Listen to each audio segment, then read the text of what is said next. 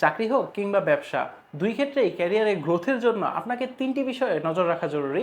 চলুন ছোট ছোট করে আলোচনা করা যাক। প্রথমত হচ্ছে গ্রোথ মাইন্ডসেট থাকতে হবে।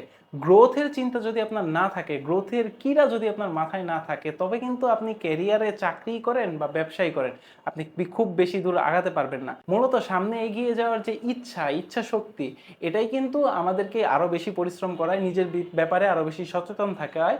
তাই আমাদেরকে গ্রোথ মাইন্ডসেট রাখতে হবে সবসময়। 2 নাম্বার হচ্ছে লেগে থাকা। ধাক্কা আসবেই, তাই বলে কি আপনি থেমে যাবেন? না। আমরা যত পদক্ষেপই নেই, সেই পদক্ষেপে হয়তো আমরা জয়যুক্ত হই, নয়তো আমরা কিছু শিখতে পারি। এখানে আমাদের হারানোর কিছুই নেই। তাই আমাদের সবসময় লেগে থাকতে হবে। অ্যান্ড লাস্টলি আপনাকে প্রবলেম সলভিং মাইন্ডসেট রাখতে হবে। আমাদের জীবনে সমস্যা থাকবেই। সমস্যা নিয়ে কি আমরা বসে থাকবো? না। আমরা সমস্যার সমাধান করার চেষ্টা করব।